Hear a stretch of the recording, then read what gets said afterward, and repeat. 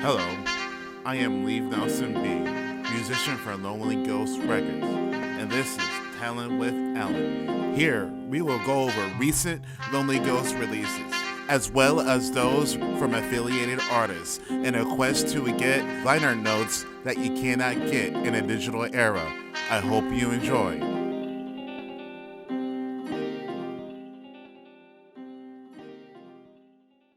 So yeah, this is telling with Alan, and we have Kicksie. Hello. Man, yeah, yeah. This record that you did last year, that you released last summer, is all of my friends, and it is very good. Very very good. Thank you. Uh, from my understanding, this is mostly a self-contained record. Like you pretty much had entire positive control of this record.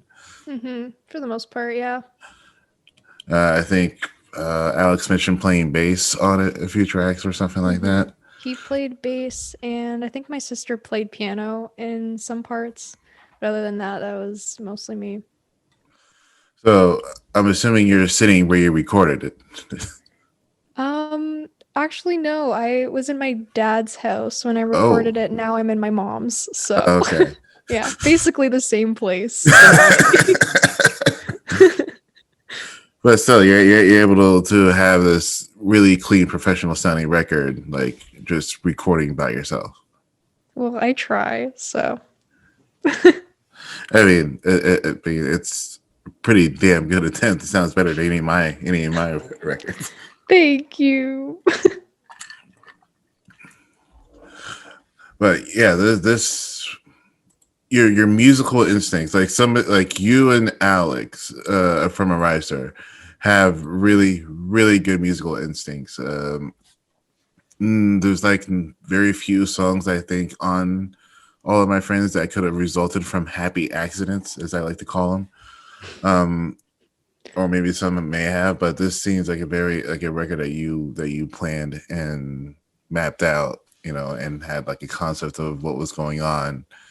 Especially musically, the chord changes, like the songwriting is just amazing, and on this record, it really is. So uh, so it all depends on what information you're comfortable releasing about. But the how old are you? I'm 20, and I'm also cool with anything, by the way. Okay, So, okay, yeah, I'm 20. yeah. Like this is a monster of a record. Like you and Alex both are really good lyric writers, and like it's astounding. Like when I first heard this record, I was like, oh my god. That's very good to hear. I work very well with Alex. Like we bounce back, like we bounce off each other very well, which is nice because if I need anything, like I can always go to him and he can always come to me, which is super good. But yeah, and the way you had is because it's my understanding that you mixed and mastered obviously Icarus as well. Yep. Yeah, your vocal mixing is pretty damn good. Thanks. That album sounds gorgeous. It really does. So the legend Kicksie. Now all of my friends, how did you arrive at the concept of this record? Because it does have a particular sound to it, hmm and there's definitely a definite direction that you're heading into. So what was the motivation behind something like this? Well, originally it was supposed to be an EP, I'm pretty sure, because I was in college at the time and I had just written a couple songs. I think I wrote Peace, Bianca, and Halfhearted. Those were like just like the first three that I had written for it. And it wasn't supposed to be anything big, but as college I continued and I just kind of like had a lot of inspiration to continue writing and it ended up just being a bunch of songs and I was like, what do I do with all of this? So I ended up just kind of putting it together into an album. And by the time COVID started and school kind of like shut down, I was like left with a bunch of demos, sort of. And I also wrote a few more songs after that for it. But yeah, it was just kind of like mishmash of how my year was going for the most part. Other than that, there was no like idea or concept behind it, besides like how good I was feeling at the time. And yeah, Okay, so it's just like just all a part of your intrinsic experience yeah, at the time. basically. Well, I'm not trying to simple down, It's okay. but so let's get started. Sleepyhead, the intro track. Now, this is how I interpret it is just a crescendo moment before the record, like Mm-hmm. because my intros are usually very fairly simple. So, what was the mindset behind like doing an intro track for this record? Um, I think it was just the right song for it. I always usually like having intros just because I don't know. I don't know. I don't have an answer for that. I just love intros, I guess. So, um, I kind of like wrote that song and I couldn't figure out any lyrics for it besides like the end part. And I was like, okay, well, I don't really need lyrics if this is a sort of if this is where I want to put it as the intro. I can just kind of do whatever I want with it. So that's sort of what I did. I just had like fun with it. All right, because yeah, I believe besides myself, I believe you and Alex all both like do like non what's the word I'm looking for? A lyrical like strong songs on your EPs, and coming from a guy who doesn't do lyrics at all, like it's something to take notice. Mm-hmm. All right, Left Lane. I like Left Lane. Um, okay, so this is yeah. You said this record was basically how you're feeling, how your year went. So where was your year at Left Lane? Um, it was around the end of 2019, I think. And if I had written that song now, I probably wouldn't have been able to write it just because at the time obviously I was like playing a bunch of shows and having a lot of fun and like meeting a lot of people, and it was sort of it just came naturally like that kind of song. But I definitely don't think I could do that now just because of obviously how like the year went. So yeah. I think I just caught it at the right moment. Yeah, and it's yeah, because this sounds like a summer song, and Mhm. you wrote it in the depth of winter, Yep, I did. Very cold outside. which is yeah, I can understand that. Some of the more brighter sounding stuff is done in like cold winter nights. Mhm. But yeah, like wow. And Peace. I believe you had like a random moment in that song where you where you just like stopped the music and like was like yelling at some point. Right, I think that's like in the beginning when I Yeah, like kind of count in. Yeah. yeah. Now you said Peace was one of the first songs you had for this record, Hmm. right? Um, and you were in college at this point. Yeah. Can you just talk about that a little bit? Um, College or peace Oh, or Peace, both? man, Oh, like, okay. or how to both make sense. Ah, I see. Well, for peace, I think I had just released Mad Dash with which was like my previous album, and I wrote the beginning riff maybe a couple weeks after I finished that album, but then I just kind of like left it in my notes and pushed it to the side. And then entering college, we had a project in school because I was in school for music, like music production and stuff. So we wrote a lot. Um, and that assignment, I don't remember what the assignment was, but basically I kind of picked up that riff and I was like, oh, I could do something cool with this. And I kind of um, used it for my assignment. And then after that, I just kind of continued it and tried to make it the best it could be. And I played it a lot live at the time, and everyone really liked it. So I was like, ooh, I should kind of like keep it. So that's what I ended up doing. And yeah, that was Peace. And where do you go to school, if you don't mind me asking? I went to school at Seneca, like Seneca at York in Toronto, for independent music production. That's where I went. Wow, because yeah, your knowledge is very, very apparent. Like on this record. Now, your guitar has a certain sound on this record.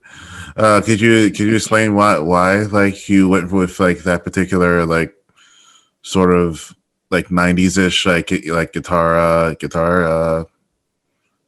wave that you got going on? Hmm. Um, Honestly, I like the idea. I really like chorus on my guitars. I really like that just like sound. And I also like distortion, but I feel like I can't pick one or the other, so I usually put both of them together, and that kind of like gives me that whole thing that I have going on in most of my songs. Like for guitar at least, I always combine the two. Um and that kind of gives me the sound that I really like. So I just do that for most songs, I think. um, Well, I mean, it lends itself to an aesthetic, you know, mhm. which is I don't know. I actually enjoyed it. It actually took me back to like I don't know, maybe like Presidents of the United States records or like even like an early like if this album felt like listening to like an Alanis Morissette record if she was more fun and Oh my early. gosh. And I'm not just pulling Canadian references out of my ass. No, I I'm not. can't. Literally thought That's about funny. that like 5 seconds after I said it too. Uh, Banana Pop, all caps. Yep. Uh, it definitely contrasts with well for me it contrasts with the earlier records and the record after it. Um, yeah, why the all caps? Why? I don't What's the song about? This song is about my girlfriend now, and at the time we weren't together, but I really liked her obviously, so I wrote her a song. And I think it's a pretty big contrast from a lot of the other songs, and I also think it's everyone's favorite for that reason. But I kind of wrote it and I knew that it was most likely going to be the most well received on the album. And because of that, I sort of wanted to make a point. And that's sort of why I put it in caps with the exclamation point and all of that, because you're going to look at the album and you're obviously going to see that it's going to stand out first, right? Um, so yeah, also I just felt like it was the right move.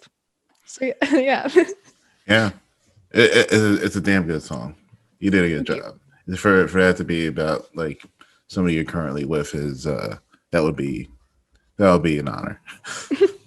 I hope so. Blind to it now. At the time of this recording, the pre-work I did to it is not released, but it will be in late February. Um, Thank you for letting me use that, by the way. It was wonderful. Thanks for using it. I love that a lot. Yeah, because I was originally gonna go after Half-Hearted Part Two. I actually still might, but Oh. I actually still might. I actually still I like Half-Hearted than Half-Hearted Part Two, but yeah, because I wouldn't say it's Blind to It is understated. Um, it's definitely a song that I latched onto. Obviously, yeah, I probably put in like 10 man hours doing that song. Holy wow.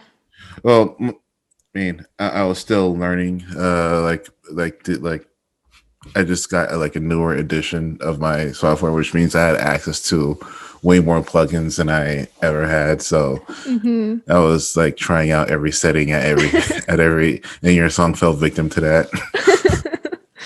It's okay. I will let it happen. Yeah, because I did it backwards. Like I used like the leading into the record, I literally like reversed the progression of the end of the record. So it's still playing forwards, but each Yeah. cut is and keeps on going further back into the Well, it track. sounds very good from what I heard. Well, So I mean, your version of it sounds just. Well, I shouldn't say your version. The song that you wrote sounds good in my itself. version of the song. Oh, that's funny. Oh my Here I am being rude and shit. oh my gosh. Also, first episode with my hair braided. Oh, So, nice. yeah, Yay. but blind to it, like, yeah. What's blind to it about? That's because I kind of took it as like a deception type of thing, or like coming to peace with it. But that's just me. Well, blind to it, I think it kind of goes hand in hand with all I'm good for, where like it's the other person's point of view, or that's sort of how I see it. Like all I'm good for was basically like, when I'm sad I can't be with this person, and then blind to it is kind of being the other person, where it's like you see that happening, right? So that's Yeah. kind of my idea. I kind of wanted to write those songs from the perspective of each other, sort of. So that was that. And you have them separated by 3 songs on the track listing. So, 'cause Mhm. all I'm good for is my favorite song on the record. Ooh, yay. So, yeah, because yeah, you get to half-hearted part 1 and part 2. Well, half-hearted and Hmm. half-hearted part 2, and then a message message from Slater. That's a good introduction to like the third act of the. That's my favorite song. Yeah, I mean that's yeah, because of man after that 16 seconds is all downhill. Yeah. Oh my gosh. So all I'm good for and blind to it go hand in hand. I never would have picked up on that. Hmm. Yeah, because yeah, they're only yeah they're both similar in length. You get over that emotion in similar times. So like while we're at it, like all I'm good for. So that's like self doubt of being with the person you're with. That's sort of, I think, self-doubt of not someone you're with, but like someone you would want to be with. Oh, okay. So, I mean, sort of the same thing. I guess either works. Not me. You're the artist. Like you know You're what right. these. You're right. I can't argue with that. Yeah, how come it's always like the most talented ones that are like the most like humble? uh, uh, oh, I think all my shit's dope. That's just how I. Well, all the shit that I release is dope. Because my cutting room floor Absolutely. is all garbage. It is all poo poo.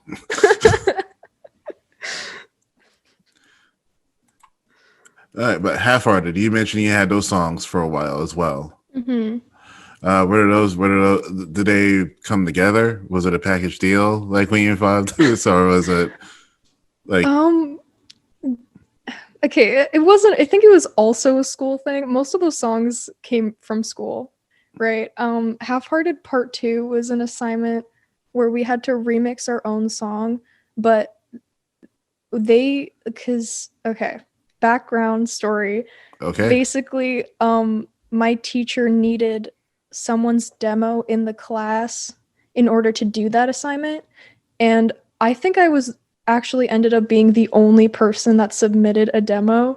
So they used my song, and then everyone in the class had to remix my song, which was the weirdest day of school I've ever been to in my life.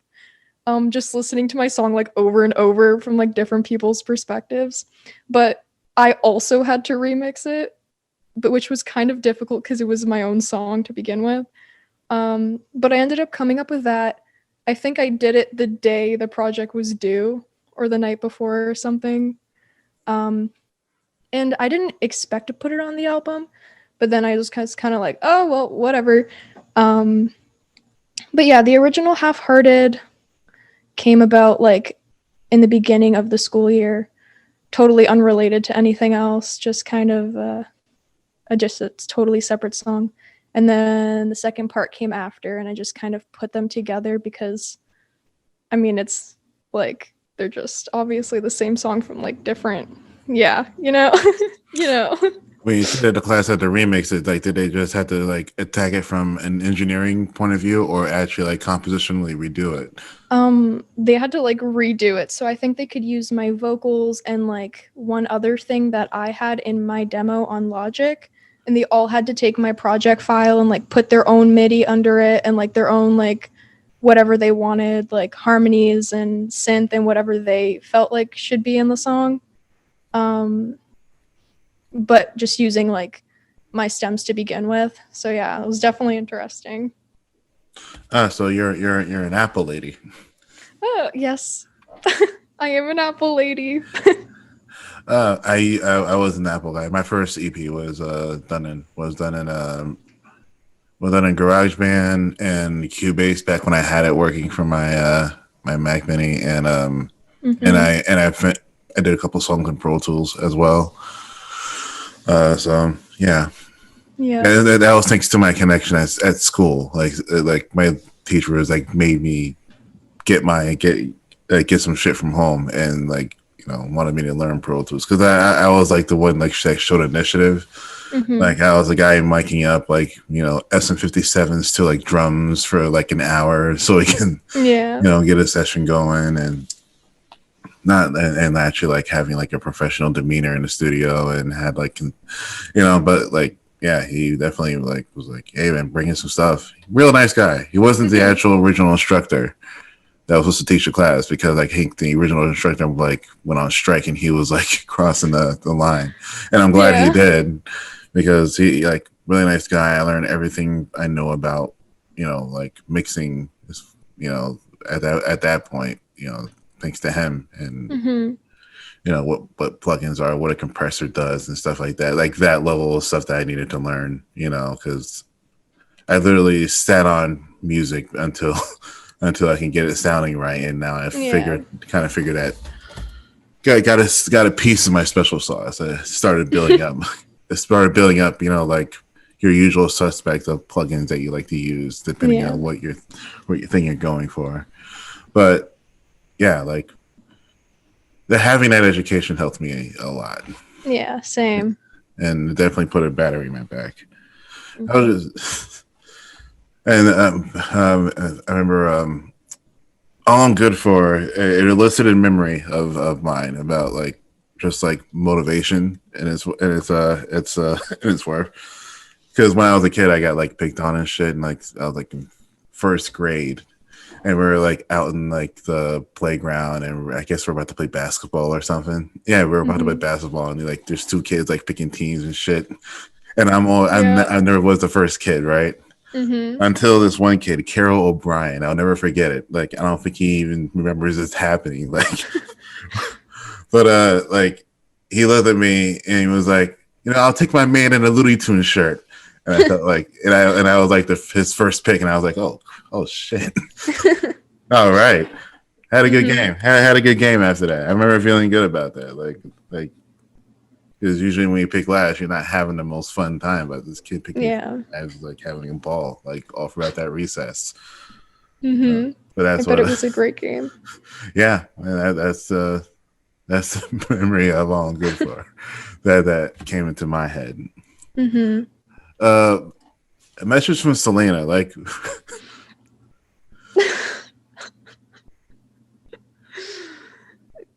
But what's the idea of including message from Selena?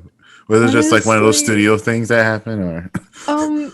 We were actually, I have a group chat with like my closest friends in it, and one night my friend Selena like sent that as an audio message, and she had the effect already on it. I think she used like a separate app or something just to mess around with her voice, and she sent that, And I thought it was the funniest thing. And I was like, listen, I'm putting this in my album. And like at the time it was a joke. And like and I didn't expect to actually put it in. And eventually it just became like something that I felt like I should do because we just joked about it so much after. And I had written it in the track list and I was like, no, I'm not actually going to add it. And in the end I was like, yes, I am. Yeah. And then it just happened. And yeah, it's just random, but I like it. And yeah. And hopefully Selena doesn't want publishing for that. Her name is in the credits. My name isn't even in the credits of that song. If you click credits, her name's there. So Oh man. Oh, okay. Castle in the Air. mm-hmm. Yeah. I remember reading that in the track list. I'm like, does she like know like the Studio Ghibli movies? Wasn't even thinking of it at the time until right now in this moment. Oh, really? Yep. Really? Yep. Very, very rarely have I run into other people that also have seen Castle in the Sky and like it.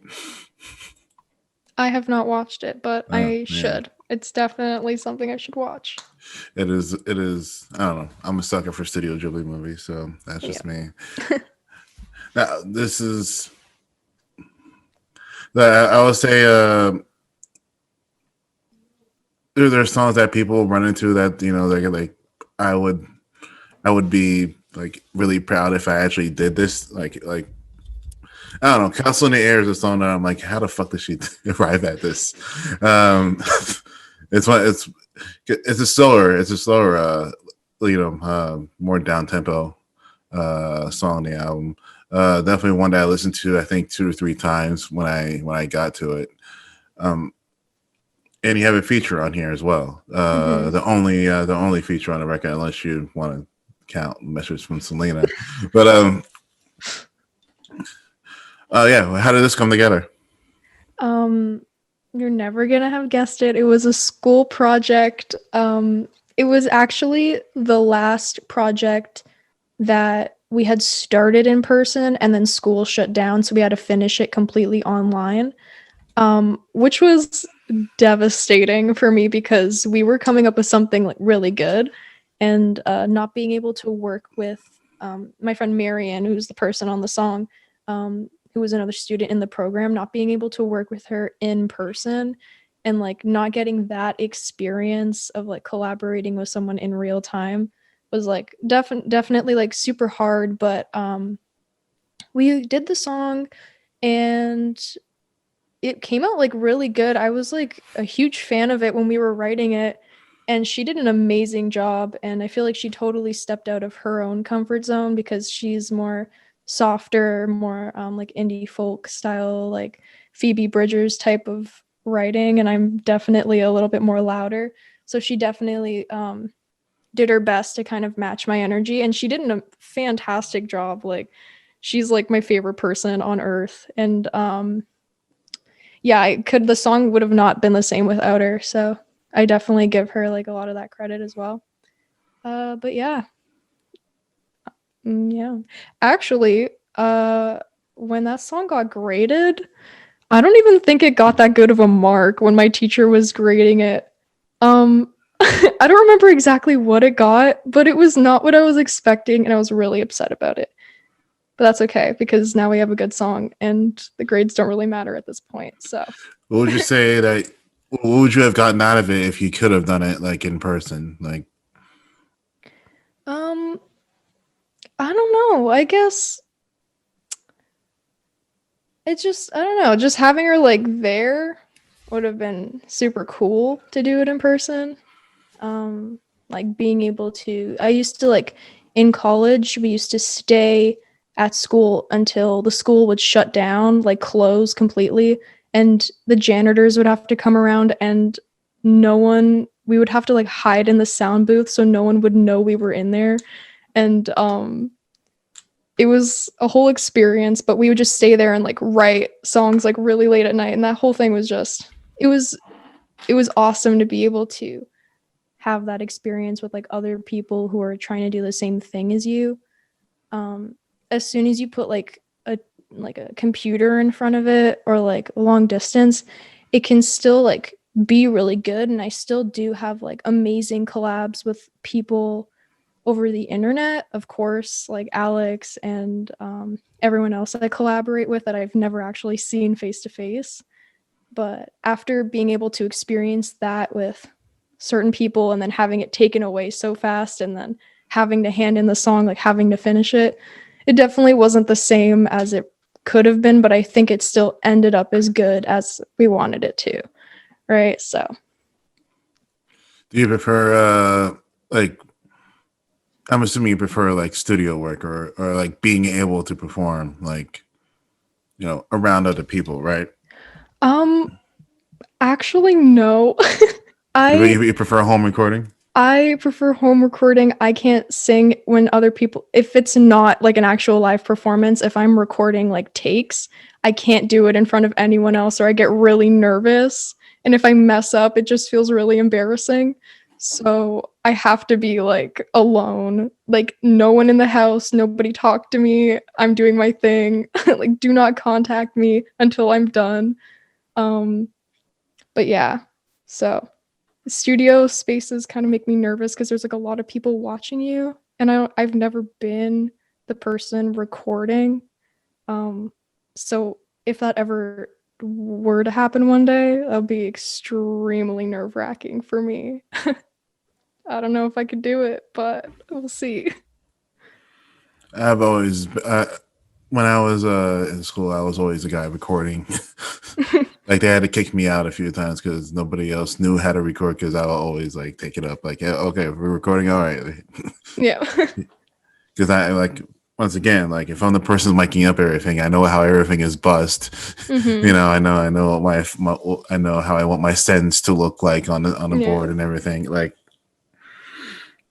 it's especially like being a home musician myself. Like it's easy to like take complete control of the recording situation. Mm-hmm. You know, at least for me it was. And because I was able to bridge what I know and what I don't know and what I need to do, you know. Yeah. I remember we never did direct in with guitars or amps, or pedals. We never did direct in. We always mic'd up an amp because the teachers Mm-hmm. thought we needed the experience. So Yeah. yeah, I don't know if you know how clean a guitar sounds on the SM57, but yeah, Yeah, yeah. we went through the same thing. Oh my gosh. Why do colleges love that fucking microphone so I don't much? know. They had whole entire like classes on the SM57. I'm like, what's like, what's why? You know what you learn about that class? It's cheap and it's also not terrible. So Yeah. this is what we got. You can drop it on the ground and it won't break. That's what I learned about the SM57. Oh man, I don't even. Does that even need phantom power? Like, I don't remember. I don't yeah, know. because as soon as you're done with them, you don't want to deal with them ever again. Yep. Exactly. Oh man, I hated SM57s, especially trying to like I've EQ'd out like I rolled off so many low ends using Yeah. SM57s. It's insane, but you know. So the pandemic didn't really stop you from recording. It didn't really change the method in which you used to record, but it did Hmm. change the method in which you collaborated. Yeah. With people that you're just like that live like in the same city. Because Hmm. I think I think Chaos is from Toronto, and I believe he also home records, if I'm not Hmm. mistaken, and he's done big records. But hey, I'm gonna listen to Chaos after this. It's getting stuck in my head. Okay, so let me move on to the next track before I get lost in my thoughts here. Ouroboros. Uh, Right. there's a Japanese metal band that did a whole album called Ouroboros. So what? Yeah, this is not what I expected to hear when I clicked on it. Okay, Yep. why the title? Why the title and the concept of the track? Um, I think actually I was kind of bouncing back and forth between the album title because I sort of wanted that to be the album title for a second, but then that thought kind of went away very quickly. I don't know why. It just didn't suit the album at all. And usually you hear it and you think, "Oh, metal band," because for some reason so many metal bands have that as their song They, title. they latched onto like that imagery. Yeah, the image of like the dragon eating itself or whatever. Um I just thought it had this cool symbolism of sort of like the whole circle and the whole infinity thing. But it doesn't actually really have much to do with the song itself. Um which was once again about my girlfriend. Um and we were dating at the time, so yeah. And yeah, that's basically it. And from that is Butterflies and Bianca, which I don't know why I put these songs in tandem together, but I do. Like, well, the Butterflies, excuse me, not Butterflies. It's okay. Hey, you named it a particular way for a reason, You're right. you know. And you're talking to a guy who has song titles like. I'm actually we're not going to get into my song titles because yeah, they're just like things that I had in my head at the time. Like you should see some of my my working song titles before I actually have to change them. Uh-oh. Oh man, yeah, it gets pretty wild and pretty boring. Like literally, like my first EP was like song one, song two, song three, Oh my all god. throughout the process. And I'm like, okay, I need to name these something. Okay. That's too good. Okay, so the butterflies. Can we discuss the butterflies? Yes, we can. The butterflies was actually supposed to be Banana Pop. And I say that because I was writing that song first. Um, but it was very hard for me to write. For some reason, I couldn't figure out good lyrics. I couldn't figure out drums at all. I couldn't do the bass, obviously. Like, I had a really cool guitar part, and that's all I had for like months on end. And so one day I was working on that song, and I had to take a break from it because it was exhausting for me to just sit there and not come up with anything. And I had went upstairs, I think, to like get a glass of water or something. I don't remember. It was some sort of drink, or I don't know. And then I was just looking and like scrolling through my notes app, and I had the riff, like the beginning riff for Banana Pop in there, which at the time was just like titled Idea or something. And I like started singing to it. And then I was like, oh, and then I ran downstairs and I wrote the whole song like just like that. And I kind of threw the butterflies to the side.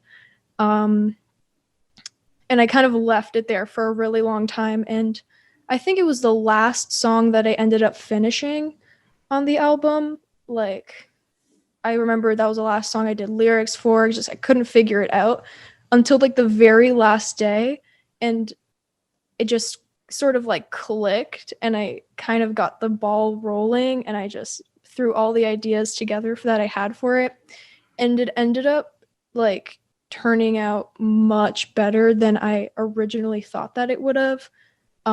There was like a couple weeks where I was just going to take it off the album completely because I couldn't write for it. Like, I was just like, okay, screw this. I'm not going to put it in.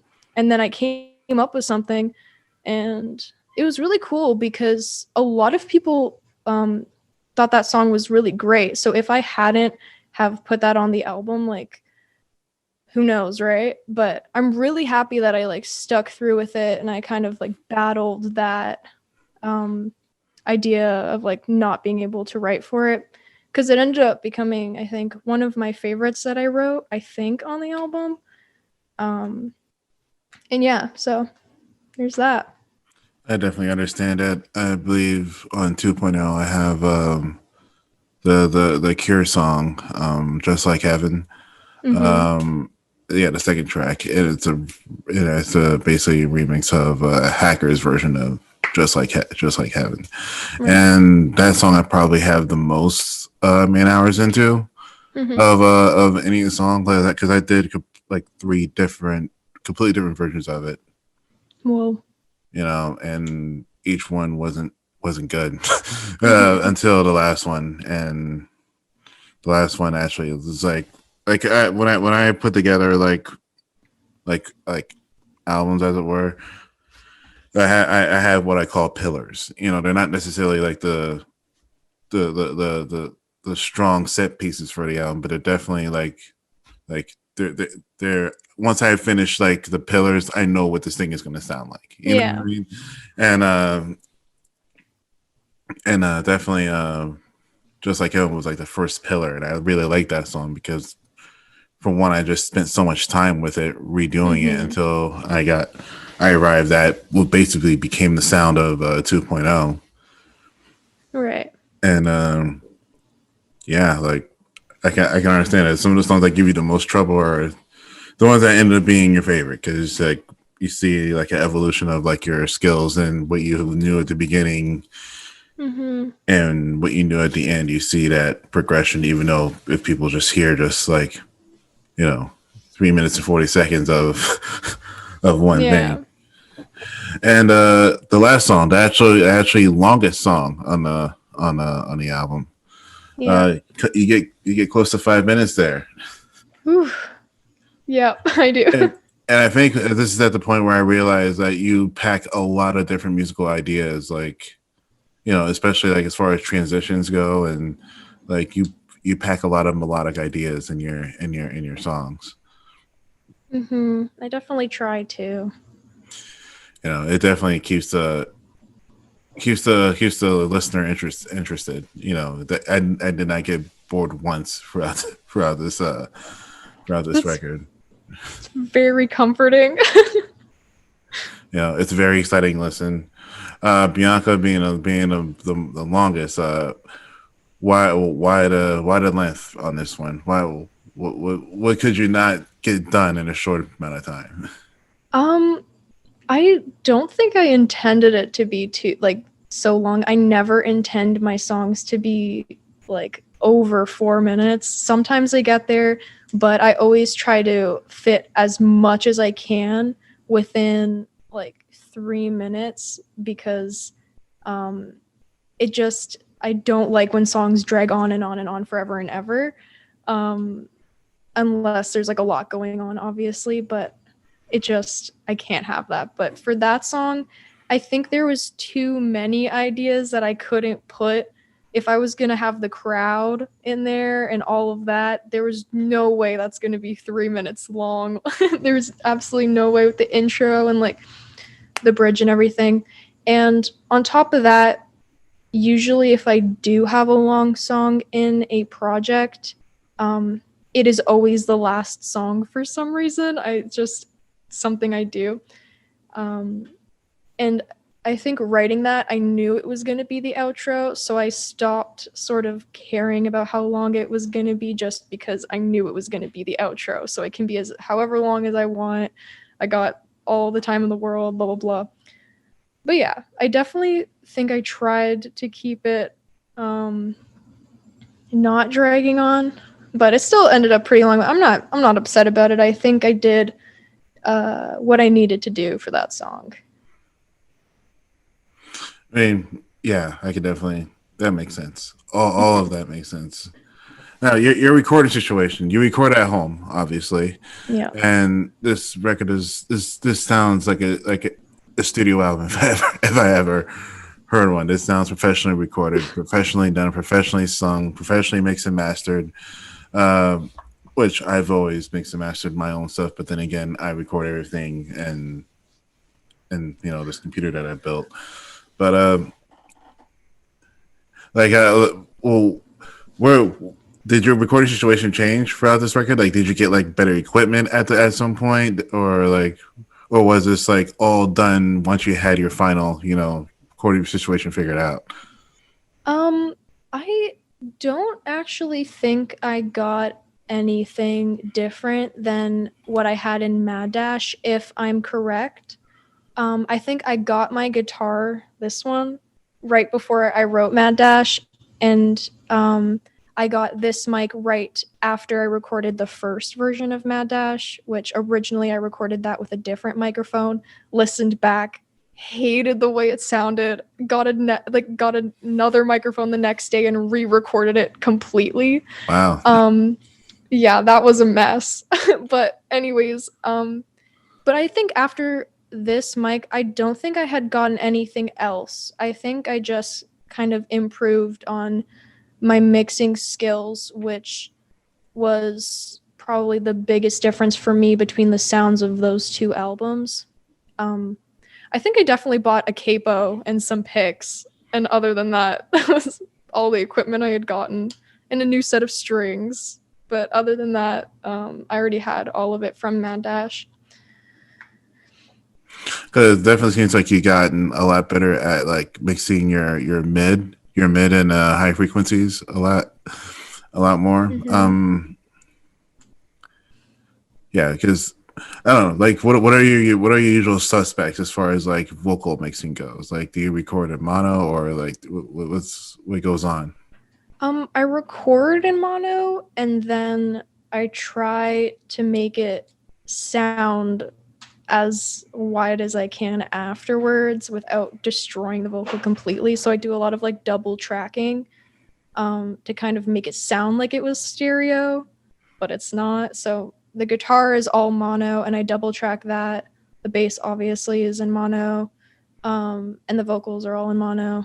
Um, and then afterwards, I kind of try to convert it and make it sound like it wasn't.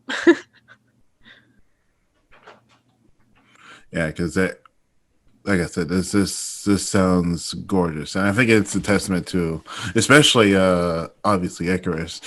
Like that is like that's a completely different method of mixing than you employed here, Mm-hmm. because that sounds super like that obviously Icarus is really crispy, if I can if that makes sense. Like it's like looking at a bag of potato chips that doesn't have any crinkles in it. That's obviously Icarus to me. It is probably one of the cleanest sounding things I've heard, and it wasn't even. Yeah, he didn't even record that with you. Mm-hmm. So you're working with files that have already been compressed and and, Yeah. and sent your way. And like that's talent. Like, being a good mixer is talented, but you're a good songwriter and composer as well. Thank you. Speaking of thank yous, do you have any thank yous for this record that you like to put out there? I definitely do. First and foremost, I gotta say thank you to Alex because he was my saving grace, so to speak. I was kind of working on a deadline and he got all that bass to me so fast. Can't even comprehend how he wrote all that so quickly. But huge thank you to him because he was a huge help. And to my sister because she is always a big help whenever I need it. I can just run to her and ask. Um, Other people, my friend Jane helped me with so many of the songs. She definitely had a big part with on the album, and my girlfriend Bryn, who had her little part in the Butterflies, but also was kind of my support through it, especially um, when COVID hit, and I just kind of like fell into this whole oh god, like what do I do? She was definitely always there for me, and my friends, obviously Megan, Damien, Era, Selena.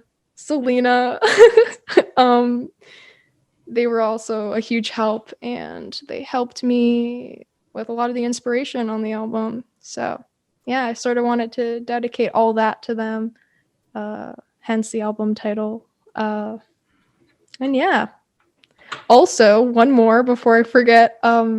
everyone who helped me with Bianca, the crowd, I think it was 30 people or 29 exactly that gave me vocals for that one part, and they all did fantastic and all basically made that song what it is. It's like my favorite thing I've ever done, I'm pretty sure, like having that crowd. So yeah, obviously I can't say a thank you without thanking all of them. But yeah. All right, and the artwork. Yes. The artwork, incredibly simple artwork. Yep. The artwork, I think it was something else, and then I changed it a week before release because I liked that photo better.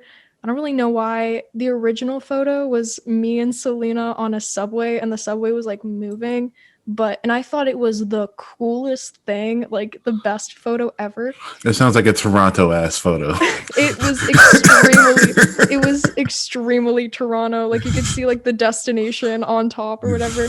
The only problem that I had with that photo was the picture was so dark and all the photos in it were very dark. And the album, I didn't want it to come across as like super dark because it's supposed to be like a fun, like summertime. And that was taken in January of last year, right? So I kind of didn't want to throw that whole thing off. So I had to make it just look summery. So I just kind of threw that photo in. I just wish the other photo was like brighter or like kind of hinted at the summer or just something because I would have used it, but yeah, it didn't work out that way. Yeah, man. Yeah, definitely a fun photo. So what is that? A sunflower or a black eyed Susan or something?